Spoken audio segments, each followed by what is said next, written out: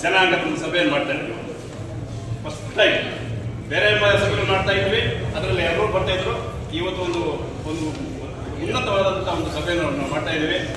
ಈ ಒಂದು ಸಭೆಗೆ ಎಲ್ಲ ನಮ್ಮ ಮುಖಂಡರು, ತಾಲೂಕಿನಾದ್ಯಂತ ಎಲ್ಲ ಪ್ರಗತಿಪರ ರೈತರು ಎಲ್ಲರೂ ಬಂದಿದ್ದಾರೆ. ನಮ್ಮ ಅತ್ತೆಗೆ ಎಲ್ಲರಿಗೂ ಬೆಂಬಲ ಹೇಳ್ತಾ, ಈ ಒಂದು ಸಿಂಪಲ್ ಆಗಿಷ್ಟೇ, ನಾವು ಈ ಜಾತಿ ಗಣತಿ ಸಮೀಕ್ಷೆ 22ರಿಂದ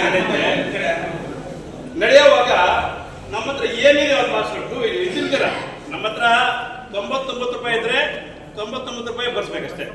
90 ರೂಪಾಯಿ ಬರ್ಸಿದ್ರೆ ನಮ್ಗೆ ಅವಮಾನ ಆಗತ್ತೆ ಅಂತ 100 ರೂಪಾಯಿ ಬರ್ಸ್ಬಾರ್ದು.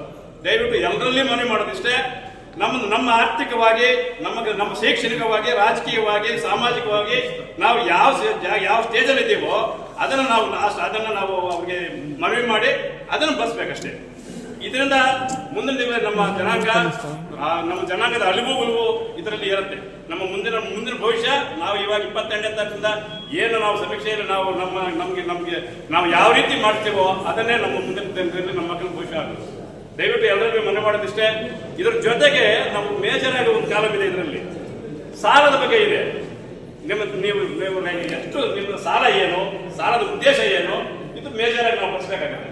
ಯಾಕೆಂದ್ರೆ ಸಾಲ ಇದ್ರೂ ಏನೋ ಅವಮಾನ ಆಗುತ್ತೆ ಅಂತೇಳಿ ಸಾಲ ಇಲ್ಲ ಅಂತ ಹೇಳ್ಬಿಡ್ತಾರೆ.